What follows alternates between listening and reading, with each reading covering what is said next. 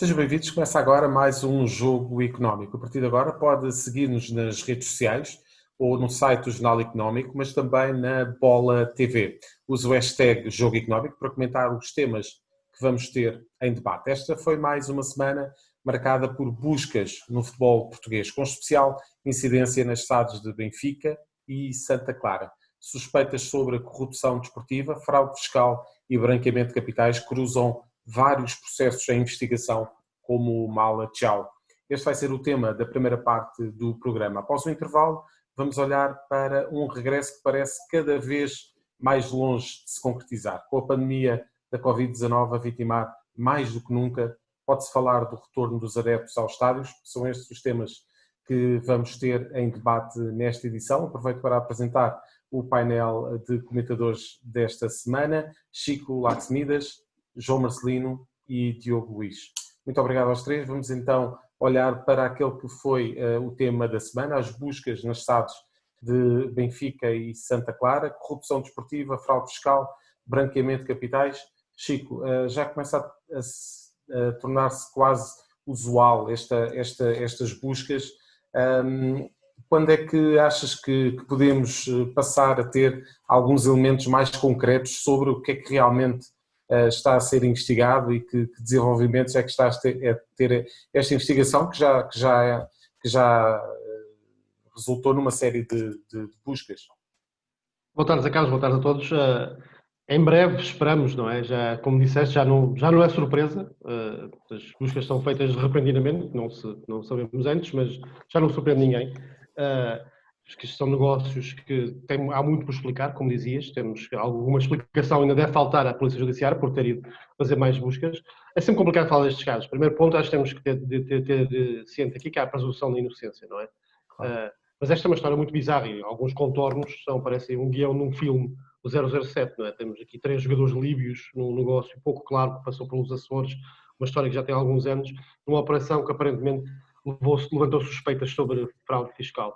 A realidade, além deste headline, desta última novidade, é que as buscas também foram em relação ao processo Mala Tchau, estavas a dizer, que apesar de ter esse nome caricato, é um processo muito sério, porque estamos a falar de alegada compra de passos dos jogadores como contrapartida para eles perderem determinados jogos, que a confirmar-se é muito grave, realmente a confirmar-se deixa muita pouca confiança na verdade desportiva em Portugal. Estas buscas espero que indiquem, respondendo à tua pergunta, espero que indiquem que a investigação está a chegar a uma fase final para termos algumas mais informações, que seria bom, porque tantas buscas têm que servir de alguma coisa.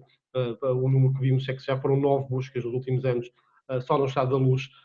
Também temos de notar que houve buscas, no caso separado, em Alvalade, ontem também relacionadas com o possível branqueamento de capitais entre 2011 e 2014, com a entrada da Holdimo. Capital da Holdimo, sim, do empresário angolano Álvaro Sobrinho, na SAD do Sporting. Também, novamente, estamos a falar de factos que ocorreram há 9 anos atrás, pelo menos. Sim, não é? entre 2011 e 2014. É inacreditável que estes processos demorem tanto tempo. É um problema que, obviamente, não só afeta estas investigações no futebol, mas é um bocadinho toda a justiça em Portugal. Sei que as pessoas tentam fazer o melhor possível, mas é muito difícil a economia e setores como o futebol operarem com a confiança dos consumidores quando há sombras destas em cima, e que não é só vamos ser claros, isto afeta a reputação de Portugal. O que aconteceu ontem foi noticiado, por exemplo, pela BBC. Portanto, espero que isto seja resolvido rapidamente, seja por qualquer seja a conclusão, temos que ter a verdade aqui a sair, ao fim. João Marcelino, e a verdade é que este parece um enredo demasiado complicado. Estas buscas, estas sucessivas buscas, esta contabilidade que o Chico fez ainda agora, 9 buscas à SAD do Benfica, diz-nos o quê? Diz-nos que, de facto, este é um esquema muito difícil de compreender, que é necessário verificar e contra-verificar, de facto, vários elementos para que se chegue realmente a uma situação em que se perceba o que é que está ali em causa?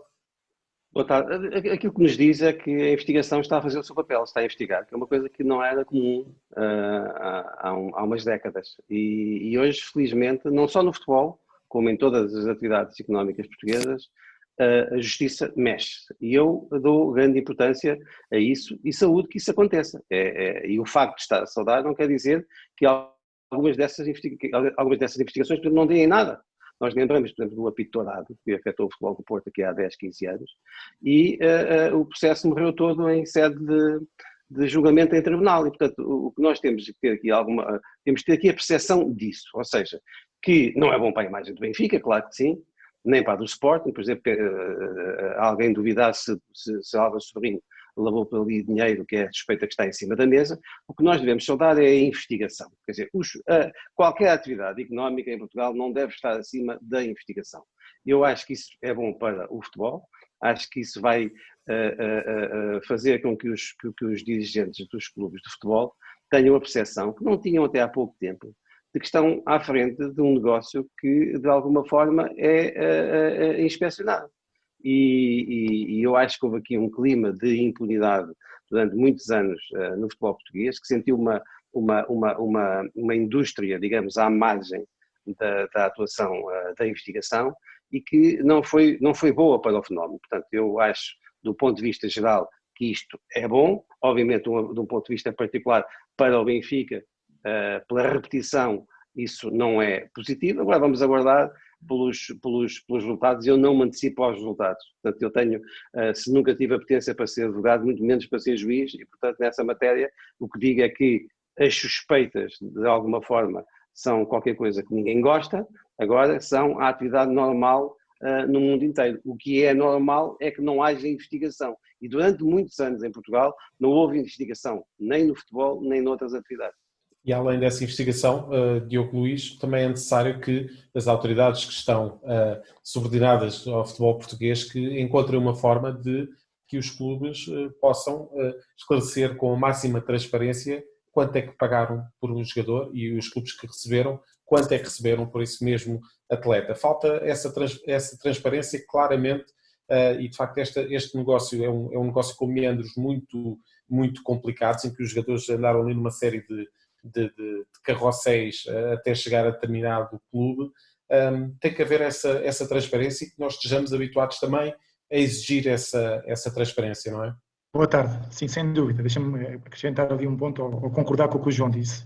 Basicamente, eu percebo quando o João diz que entende que todas estas buscas são boas porque vêm obrigar a que as pessoas tenham princípios, valores e práticas diferentes daquilo que têm vindo a ter ao longo dos últimos anos. E nós queremos, indo em conta a tua pergunta, é que exista mais transparência.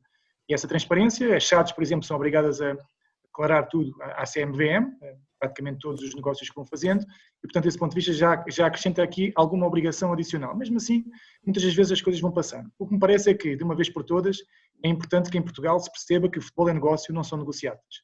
E eu acho que muitas pessoas ainda não perceberam isso. Ainda vivem muito no tempo dos anos 80, anos 90, onde qualquer transferência era uma negociata em que podia gerar retorno para toda a gente e de uma forma encapotada. E, portanto, concordando contigo, acho que tem que haver mais fiscalização, tem que ser mais contundente por parte das entidades competentes, tem que estar mais em cima, não podem deixar passar 3, 4 anos, se puderem tem que acompanhar logo no imediato, e se assim for, como eu disse no início, vai obrigar a que as pessoas tenham um cuidado adicional e tenham uma gestão muito mais própria. Os associados também têm que ter uma agência adicional, e os associados são uma peça fundamental em tudo isto, por muito que nós sabemos que os associados querem vencer. Mas a verdade é que a cultura que tem que passar é que não se pode vencer a qualquer custo, tem que se vencer dentro das leis. E é fundamental que os associados esmiuçem e obriguem as pessoas a que estão a gerir, que demonstrem os resultados e demonstrem a forma como alcançar os resultados. Não é só passar os orçamentos quando se ganha tudo e ninguém olha para o que está a acontecer. Esta forma de estar e de ser tem que ser sempre, quer se ganhe, quer se perca. Depois também tem que haver o tal escrutínio que eu acho que é fundamental e no limite acho que as pessoas que estão no futebol, a Liga, a Federação, têm que claramente também dimensionar o nosso futebol internamente, em termos de gestão. Acho que temos que começar a criar aqui um negócio comum e se nós começarmos a criar um negócio comum, naturalmente o nível de gestão será diferente daquele que é atualmente e que nós esperamos que seja muito melhor e que vá de encontro às melhores práticas e se for de encontro às melhores práticas, também acredito que o produto futebol vai ser muito mais valorizado do que é neste momento. Como o Chico disse bem, estas notícias passam lá para fora, não é só uma reputação muito negativa para o nosso futebol e nós queremos que o nosso futebol cresça, que seja competitivo, como é que nós vamos atrair patrocinadores desta forma, mas também pela imagem que passa de Portugal, porque o futebol, quer queremos, quer não, é um dos melhores, se não o melhor exportador de imagem que Portugal tem no mundo, e se estamos constantemente a passar uma imagem negativa, naturalmente não somos bem vistos pelo mundo inteiro. E falando nesse efeito exportador, Diogo, e já passando para o segundo tema desta primeira parte do programa, o Sporting foi considerado o emblema português que mais jogadores formados no clube exporta para as Big Five e também para o conjunto das ligas europeias. Esta é uma conclusão do Observatório do Futebol, do CIES. O Sporting é o clube com mais jogadores, 19 jogadores, o Benfica com 15, o Futebol do Porto com 12. E, naturalmente, que essa capacidade de exportação está aqui bem patente. A exportação de talento para campeonatos exigentes e onde não entra qualquer jogador. Exposição de talento e qualidade. Nós trabalhamos bem, nós temos excelentes recursos humanos, somos um país muito pequenino e conseguimos estar ao nível dos demais. E reparar que, só destacar que o Barcelona e o Real Madrid são os que conseguem colocar mais jogadores das Big Five, mas eles têm uma própria Liga Big Five e, portanto, é mais fácil para eles colocarem-nos, porque os seus jogadores que brilham nas equipas mesmo são jovens e não têm espaço no plantel, podem ir para aqueles clubes mais pequenos em Espanha, e isso faz com que esta comparação não seja tão interessante ou tão viável como poderia ser. Destacar que o Sporting que foi o primeiro a ter esta estratégia em função também da necessidade, e ainda bem que há várias coisas que acontecem em Portugal, porque a necessidade faz com que nós percorramos o caminho certo, e acho que é esse o caminho que nós temos a seguir e que já devíamos ter seguido ainda há mais anos atrás, mas a verdade é que Sporting, Benfica, o próprio Porto estão a crescer muito em termos de formação, continuam a valorizar muito a formação. Destacar que não exportamos só formação, e estamos a falar de jogadores entre os 15 aos 21 anos, mas se fôssemos falar de outro tipo de jogadores, eu acho que a nossa presença nas Big Five seria muito maior do que o que é, e portanto nós não só temos uma boa formação, como também conseguimos formar jovens talentos ou jogadores que chegam cá já numa idade mais avançada e que saem daqui muito mais preparados para encarar os desafios de uma Big Five. João, e temos aqui uma capacidade de exportação verdadeiramente fantástica. Sim, e é por isso que eu sou muito cauteloso quando nós falamos do dirigismo em Portugal e do funcionamento dos clubes. Ou seja, há coisas que estão mal e há coisas que estão muito bem. Esta é uma das que está muito bem.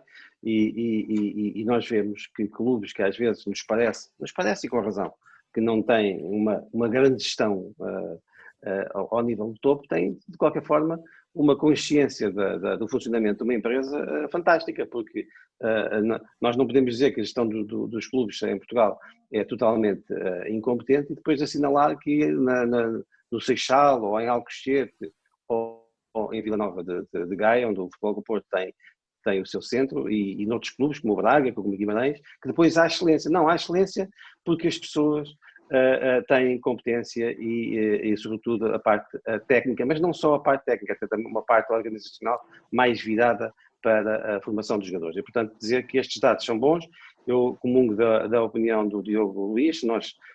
Os dados relativos ao Real Madrid e ao Barcelona são inflacionados, porque obviamente eles são uma das Big Five. Haveria muito mais jogadores portugueses se nós fôssemos um país desses. Uma das Big Five, uma das Big Five, obviamente que muitos jogadores que estão a jogar noutros clubes em Portugal também estariam a jogar noutros clubes, por exemplo, em Itália ou em Espanha, não tenho dúvidas nenhumas disso. E, portanto, dizer como, por exemplo, estão muitos jogadores portugueses, portanto, fora deste estudo, a jogar na Championship, que é uma liga também de grande dimensão, apesar de ser a segunda liga inglesa. E, portanto, acho que estes dados são bons, nos remetem para um trabalho de excelência que passa pelos títulos que nós temos também conquistado a nível de categorias jovens e ao funcionamento das seleções e aos títulos que o Futebol do Porto ganhou há 2 anos, da UEFA Youth League, e que o Benfica já tem pelo menos 2 ou 3 também finais disputadas. Portanto, há aqui um trabalho grande e de qualidade que os clubes têm desenvolvido, e aquilo que eu espero é que esse trabalho de qualidade e esse profissionalismo seja acentuado e sejam atenuadas outras coisas que é importante que se mude rapidamente ao nível da gestão e do negócio. Chico, e aqui é que temos o nosso core principal, não é? Esta capacidade de exportar com qualidade. É isso, Zé Carlos, eu concordo com o João e com o Diogo. É um sinal, muito bom sinal em termos das nossas academias. É um trabalho notável, a formação de tantos jogadores e diferentes, e em todas as posições e em tantos clubes diferentes também. Mostra um nível de profissionalismo, como o João estava a dizer, às vezes esquecemos, temos de louvar esse profissionalismo, esses resultados, e também não esquecer os próprios jogadores, não é? Os jogadores também têm o seu cota-parte de esforço em terem sucesso, tanto como têm os formadores, tanto como têm os dirigentes também. É o outro lado da moeda, que tocamos aqui já, o João tocou um bocadinho e o Diogo também, é o outro lado da moeda que é claro que temos todos orgulho quando vemos no sábado os jovens portugueses a jogar nas ligas em Inglaterra, em Espanha, em Itália. É um orgulho, porque reconhecemos que esse trabalho foi feito e temos um especial prazer em ver esses jogos, mas também deixa um certo sabor amargo, não é? Porque no fim temos a consciência que eles partem muito cedo, partem muito jovens, sem ter realmente passado muito tempo na nossa liga, que fica mais pobre por não ter esses jogadores portugueses durante mais anos nos clubes. É uma realidade.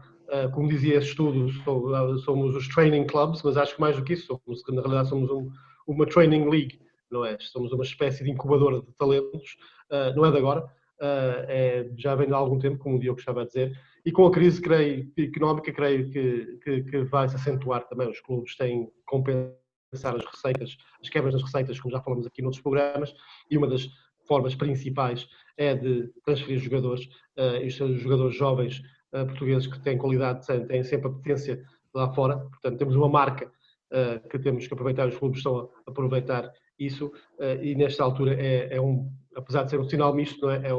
É uma situação positiva porque dá opções aos clubes. E esse resultado vê-se também nas seleções jovens com muita qualidade nas seleções desde as sub-21 às mais precoces. Já a seguir vamos falar de um regresso que parece cada vez mais difícil, a dos adeptos aos estádios. É já a seguir. Ações e obrigações, investimento e poupança, BCE e FED, resultados e empresas, análise e gráficos. Analisamos isto tudo e muito mais todas as semanas no Mercados em Ação do Jornal Económico. Temos analistas de topo em estúdio e em direto de Londres, Washington e de vários pontos do globo. No Espaço Empresas convidamos líderes de negócios que marcam a diferença em Portugal e lá fora. Contribuímos ainda para a literacia financeira com a palavra da semana. Não percam Mercados em Ação nos sites e nas redes sociais do Jornal Económico. Estamos de volta para a segunda parte do Jogo Económico. Vamos receber então Paulo Lopo, do movimento Sem Adeptos Não Há Futebol. Paulo, muito obrigado pela presença neste Jogo Económico. Este movimento, portanto, tem aqui algumas bandeiras, algumas reivindicações.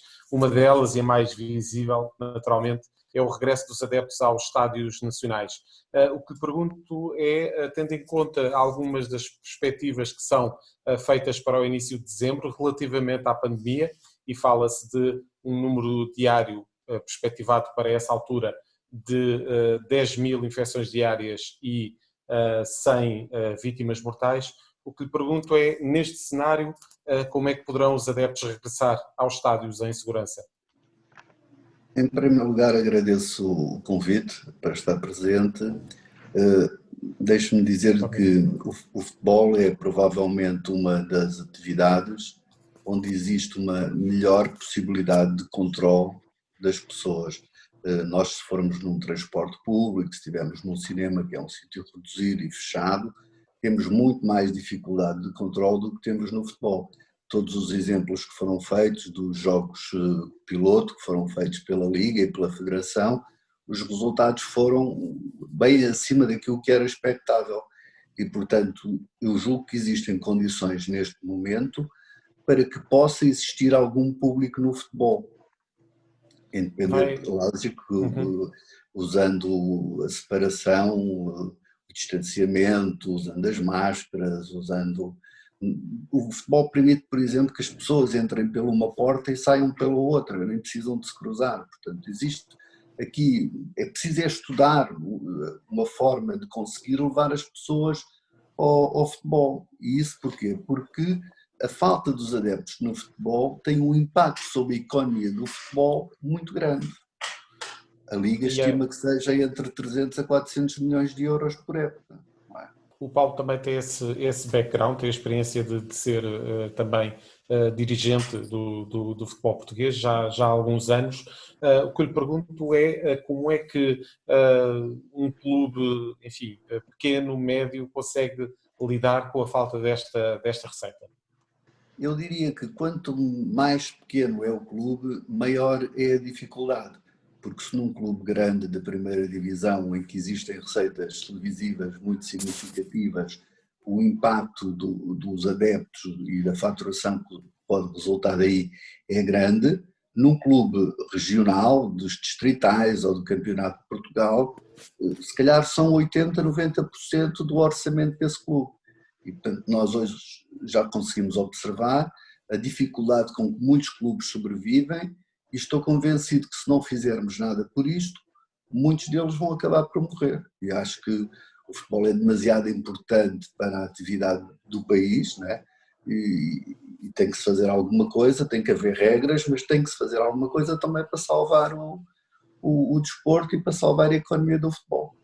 Vai reunir em breve com o Secretário de Estado da Juventude e do Desporto. Que argumentos é que leva no dossiê para poder apresentar ao João Paulo? Nós temos várias propostas que vamos apresentar, quer ao nível dos adeptos nos estádios, quer também ao nível do cartão do adepto, porque também somos claramente contra o cartão do adepto e, portanto, são propostas que, como ainda não foram apresentadas, depois em sede própria faremos também chegar à comunicação social, mas são propostas que não são contra ninguém, não são simplesmente a favor do futebol, a favor dos clubes de futebol, dos adeptos de futebol, porque acho que é fundamental. Hoje existe uma coisa que em marketing se chama o produto substituto, não é o produto concorrente. O produto concorrente do futebol poderia ser o basquete, ou poderia ser o handball. O substituto é uma coisa chamada gaming, não é? Eu sou um pai rico, porque tenho 4 filhos, portanto tenho essa felicidade. Os meus 3 filhos mais novos, hoje com 9, 10 anos, não jogam futebol como eu jogava na rua. Portanto, quando eu era novo, a primeira coisa que fazia quando tinha oportunidade era jogar futebol. Hoje os nossos filhos, eu penso que é uma generalidade, eles hoje usam o gaming, a primeira oportunidade que têm, eles vão jogar gaming. Não é? E portanto, nós temos que perceber que o futebol pode vir a perder a importância no futuro. E se nós proibirmos aquilo que é a parte mais lúdica, mais bonita do futebol, que é a presença das pessoas no estádio, o viver o jogo, o viver a emoção do jogo, claro que com regras, nós estamos a pôr em risco até o crescimento do futebol e que o futebol se mantenha como um produto dos mais desejados, não é? Dos mais de entretenimento daqueles que as pessoas mais gostam. E já volto ao Paulo também para falarmos da questão dos escalões de formação, que também é um tema muito importante. Eu para já vou largar este tema aos nossos comentadores do programa. João Marcelino, começo por perguntar se esta é a pior altura para fazer reivindicações junto do Governo para que os adeptos possam regressar ao estádio. De facto, com a situação pandémica a piorar, um confinamento parcial que vai existir durante a semana e também aos fins de semana, como é que se pode articular estas situações de forma a manter alguns clubes mais pequenos, como aqui falámos com o Paulo Lopo, vivos e ainda com uma situação minimamente sustentável? Boa tarde. A altura precisa não é boa, não. Mas deixa-me dizer que eu acho que o futebol tem algumas razões de queixa do passado recente. Ou seja, nós vimos, neste momento eu acho que não há condições para haver gente no futebol, neste preciso momento. Mas se no passado houve condições para fazer um grande prémio de Fórmula 1 em Portimão, para termos espetáculos musicais com milhares de pessoas no campo pequeno, se vimos também congressos não, mas vimos a festa do Avante, tudo obviamente dentro de algum controle e diante de certas condições realizadas. Eu acho que no futebol também houve ali um momento em que o público podia ter perfeitamente, numa determinada proporção, voltado aos estádios de futebol. Eu acho que isso é importante, não é só uma questão de economia, mas é também uma questão do próprio jogo. Toda a gente já percebeu que há um futebol com público e há outro futebol sem público, mesmo para os jogadores, mesmo para a qualidade do jogo. E, portanto, eu acho que é fundamental que o público volte aos estádios de futebol, perceba estes movimentos que tentam ganhar posição para que, quando houver condições, isso sim parece uma atitude correta para quando passar esta fase, que eu não acredito que passe antes do final do ano, portanto eu não acredito que neste momento estejam reunidas as condições para haver público no futebol durante 2020, mas agora logo no princípio de 2021 e as notícias começam a ser animadoras em relação à vacina, eu acho que faz todo o sentido que, havendo toda uma economia para recuperar e havendo reivindicações em diversas áreas, a área do futebol também apresenta o seu caderno dedicado. Eu acho que isso passa efetivamente pelo regresso do público aos estádios, tendo eu a percepção que isso será mais fácil nas competições profissionais e nos clubes bem organizados, cada estádio vai ter que ser, digamos, vistoriado para perceber se tem condições de entrada, de saída, de manutenção. Portanto, eu acho que é mais fácil o público regressar nas competições profissionais do que nas competições amadoras, porque os clubes com menos condições precisarão de mais receitas, mas também terão menos condições para cumprir tudo aquilo que será preciso para o caderno de encargo de saúde. Portanto, estamos aqui perante um dossiê que faz, na minha opinião, que faz sentido. O futebol precisa de recuperar as pessoas, agora isso há um bem maior que se impõe acima do futebol como de qualquer outra atividade económica e, portanto, neste momento acho que a posição correta é de expectativa. Chico, relativamente àquilo que o João Marcelino estava a falar, tivemos um grande prémio de Fórmula 1 com a presença de 27.500 pessoas, com a capacidade de organização que se viu, que todos vimos nas imagens e que foi enaltecida no mau sentido pelo governo e por outras entidades.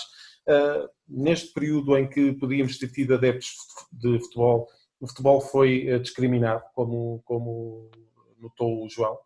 Há inconsistências, Zé Carlos, claro, como o João notou, a Fórmula 1, que foi um evento de massas, não estamos a falar de 3, 4 mil espectadores, estamos a falar de 27 mil, e nós, como tu sabes, no jornal tivemos vários relatos de leitores nossos que foram infectados pelo novo coronavírus, queixaram-se de parte da organização, nomeadamente a saída. Estava muita gente na saída, ficaram presos em multidões desnecessárias. Como o Paulo estava a dizer, no futebol há a possibilidade, com os recintos são, digamos, mais utilizados, desenhados para multidões maiores. É possível fazer isso no futebol. Concordo com o João também que houve ali uma oportunidade e eventualmente teria sido interessante na Final Eight da Champions, que foi um evento global, podíamos ter eventualmente, no verão, quando os números estavam mais controlados, podíamos ter tido simbolicamente uns 3, 4 mil adeptos, que faria bem aos adeptos de futebol e também ao próprio torneio, que correu bem, apesar da ausência dos adeptos. Há inconsistências aqui, eu sei que é difícil para um governo, qualquer governo, gerir esta situação, é um bocado impossível. Se diz que sim a alguns, tem que dizer sim a outros, depois diz sim a todos, é criticado por deixar um laissez-faire muito grande. Por outro lado, proibir tudo também vai matar, tal como mata o futebol, pode matar os clubes de futebol, pode matar os cinemas, os centros culturais, como vimos, todas essas áreas estão a querer sobreviver com algum negócio, não é? Mas, voltando ao que dizia o Paulo, acho que é importante para o futebol que isto seja pensado, falado com as autoridades. Pode não ser a melhor altura, mas tem que haver um plano, não é? Tem que haver um plano de regresso, esse plano tem que ser bem gerido, tem que ser bem fiscalizado e também voltar e estarmos todos conscientes que as coisas podem mudar de um dia para o outro, não é? Podemos ter adeptos no estádio, já tivemos, por exemplo, num dos jogos da Champions no Porto, no seguinte não tivemos, portanto as coisas vão ter que ser flexíveis, o plano não pode ser rígido, como em toda a gestão desta pandemia.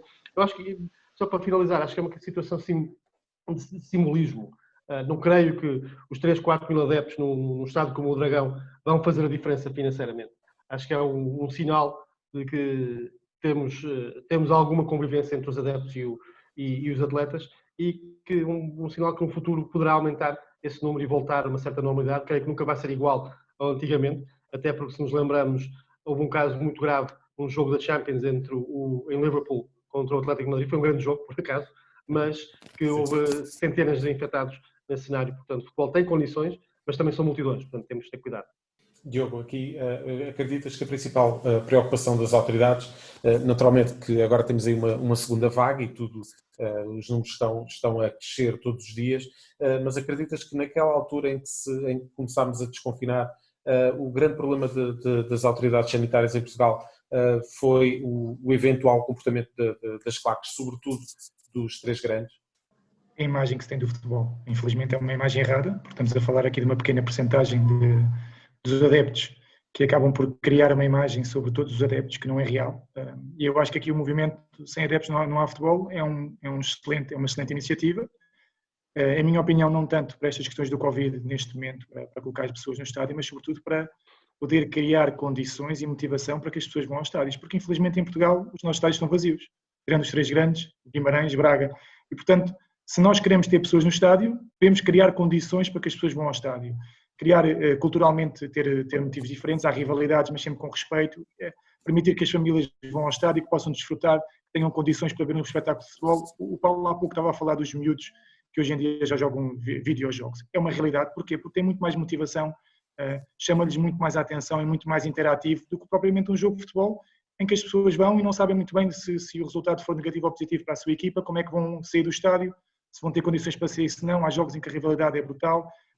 Uma criança não pode ir ver um Benfica Sporting porque os pais não deixam, porque têm receio depois que no final haja confronto, e portanto acho que é muito mais por aí que este movimento tem que pegar, sobretudo para alertar o Estado, mas alertar sobretudo os clubes, para passar uma mensagem mais positiva, para permitir que aconteça como acontece em Inglaterra. O futebol é um dia de família, as pessoas vão ao estádio. Seja uma festa, não é, Diogo? Exatamente, divertem-se, passam tempo e acabam por valorizar não só o espetáculo, valorizam também o tempo em comum, criam um hábito, vão ver algo que faz sentido, que é desporto, fomentam o desporto na sociedade e em simultâneo também fomentam um negócio que também é preciso. É tudo a girar, tudo a funcionar. Cá em Portugal, infelizmente, não é por causa do Covid que os estádios estão vazios, neste momento sim, todos os estádios estão vazios, mas infelizmente a maior parte dos estádios em Portugal não leva mais do que 1.000, 2.000, 3.000 pessoas, o que é muito reduzido, para a qualidade dos nossos jogadores, dos nossos intervenientes e para a forma como nós conseguimos portar talento. Portanto, acho que é por aí que nós nos devemos concentrar, de forma a que no futuro as coisas sejam melhores do que se foram no passado. Paulo, outro dos temas que leva em agenda portanto, o pedido para o regresso à competição dos escalões de formação. Este tem sido um tema muito debatido, sabemos todos o papel social que o desporto tem e o futebol com uma fatia muito importante dessa capacidade de pôr as crianças a praticar desporto, isto para os clubes que vivem da formação e que estão habituados a um determinado ritmo de competição, é especialmente complicado. Sim, é complicado. Deixa-me só aqui aproveitar para responder aqui uma coisa que o João falou em relação aos clubes mais pequenos, João. O grande problema é que se nós conseguirmos pôr o público dentro dos estádios dos clubes pequenos, nós conseguimos nos controlar. E aquilo que nós temos visto é que quando não consentimos que os estádios tenham público, as pessoas ficariam aglomerados fora do estádio, todas umas em cima das outras. E, portanto, é pior do que ter as coisas de forma controlada. Sempre que a organização depende de nós conseguimos controlar. Quando não depende de nós, eu acho que é sempre pior. Em relação a não existir atividade na formação, isto tem aqui dois problemas graves. Tem o problema económico da sobrevivência dos clubes, que a maior parte dos clubes não SADs e não SEDUCs, portanto, vive essencialmente da formação, das escolinhas e assim. Depois tem um problema de... São clubes propriamente ditos, não é? Não são empresas, são clubes, não são empresas. Associações. Depois tem um problema desportivo muito grande. Eu imagino o que é que seria hoje o João Félix se quando tinha 17 anos tivesse ficado um ano sem jogar futebol. Portanto, onde é que estaria hoje o João Félix? Com certeza não seria o mesmo jogador que é hoje. E nós daqui nada temos os nossos jogadores há um ano sem jogar. Isto é grave e vai ter consequências daqui a 3 ou 4 anos. Fica feito o alerta. Muito obrigado então por ter vindo ao programa e ter feito esta sinalização relativamente a uma série de problemas à volta do futebol. Agradeço então a presença. Já a seguir vamos para as escolhas de Chico Artemida, João Marcelino e Diogo Luís. Estamos de volta para as escolhas neste jogo económico. É nesta altura que os nossos comentadores dizem de sua justiça relativamente àquilo que mais os marcou nesta semana desportiva. Começo pelo Diogo Luís. Diogo, o teu número desta semana é o 2. Eu escolhi o 2 para abordar o que de melhor é feito lá fora pelos portugueses e também para falar um pouco aqui da nossa Liga Portuguesa. Eu vou conseguir abarcar aqui tudo dentro do 2. Em primeiro lugar, Destacar e valorizar o trabalho que o meu amigo José Moraes fez na Coreia do Sul, onde fez a dobradinha, conquistou o campeonato e a taça. Em segundo lugar, destacar os gols do João Félix, do Pedro Gonçalves, do Francisco Moura e do Seferovic. Estes 4 jogadores fizeram 2 gols esta semana. Destacar as assistências do Rafael Guerreiro, do Borussia Dortmund contra o Bayern de Munique, fez 2 assistências no resultado em que o Borussia perdeu por 3-2. Sérgio Oliveira, mais uma vez, fez 2 assistências e o Grimaldo também fez 2 assistências. E depois, por fim, é a segunda derrota consecutiva do Benfica no campeonato e, portanto, o meu número 2, neste caso, acaba por fazer aqui um resumo daquilo que foi a semana dentro de Portugal e daquilo que foi a prestação dos portugueses lá fora. Muito bem. João, passamos para o teu número desta semana é o 3. Eu sou muito mais minimalista e o 3 muito dirigido à dupla de centrais do Benfica. O Benfica sofreu nos últimos 3 jogos 3 golos em cada um e ficou evidente que Otamendi e Vertonghen, que são 2 jogadores que teoricamente são bons, são titulares da seleção da Argentina e outro da Bélgica, não têm estado a funcionar bem no Benfica. Mas não são só eles, porque quando uma equipa sofre muitos golos, não é só um problema dos centrais e do guarda-redes, é toda a forma como a equipa defende. Portanto, o Benfica tem problemas no seu modelo defensivo, sobretudo na transição de ataque para a defesa. Nós vemos que ainda no último jogo a forma como se movimentam os dois centrocampistas do Benfica não é de molde a ajudarem muito os seus colegas da defesa, mas já efetivamente, para além de tudo isso que caberá a Jorge Jesus, esta questão tática, caberá a ele melhorar, há uma parte que é evidente do ponto de vista individual. Há ali os jogadores que não estão ao nível daquilo que o Benfica precisa e é por isso que se fala na contratação de um defesa direito, do central, o Lucas Veríssimo, e porventura ainda se juntará a essa lista mais um jogador para o meio campo, porque como o Sporting provou este ano, há uma parte que o técnico resolve e há outra que só as contratações podem mudar. Chico, e é precisamente do Sporting que vais falar, o teu número desta semana é o 4. Sim, um bocadinho como o exemplo do Diogo, este 4 dá para 2 vertentes. 4 é o número de pontos que o Sporting tem de avanço no primeiro lugar na Liga, não é uma surpresa total, mas é um facto que não é habitual nesta altura. E 4 também foi o número de golos que marcou contra o Guimarães, demoliu o Guimarães num bom jogo do Sporting. É uma altura que dá provavelmente algum descanso ao Varandas, ao presidente do Sporting, que tem sido muito contestado, foi muito contestado durante o defeso e no início da época também com a saída da Liga Europa. Ruben Amorim, a própria contratação de Ruben Amorim foi algo contestada, porque é um treinador com qualidade, mas não com muita experiência ainda, não tinha um palmarés na realidade, e por algum dinheiro, esse dinheiro também foi complicado, atraso no pagamento, o pagamento de juros, portanto uma contratação cara. Pelo menos por enquanto está a ter resultados com uma boa gestão do plantel e com boas contratações, como o João tem falado nos últimos programas. Vai ser um candidato forte, ainda é cedo, 4 pontos é pouco. O Sporting também tem beneficiado da pouca consistência do Benfica, como falava o João, e do Porto nas últimas semanas, mas é interessante termos o Sporting nesta altura como candidato. Acho que era interessante, nos últimos anos tem sido a 2 e a Liga beneficia com isso.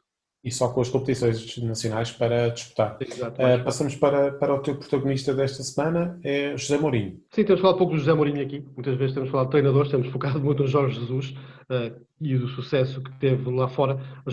Temos que lembrar que o José Mourinho é o treinador com mais sucesso em ligas grandes na Europa. Tem 3 Premier Leagues, 2 Champions League. Agora está no Tottenham Hotspur de Londres, em segundo lugar, com 17 pontos em 8 jogos. Tem sido consistente, fez boas contratações, não só o regresso de Bale, mas entre outros jogadores também, e tem a sorte, a vantagem de ter um dos atacantes que está em forma, que é o Harry Kane e o coreano Son, tem marcado golos e tem uma qualidade que os Spurs às vezes não tinha nas últimas épocas, que é que consegue ganhar mesmo quando não joga bem.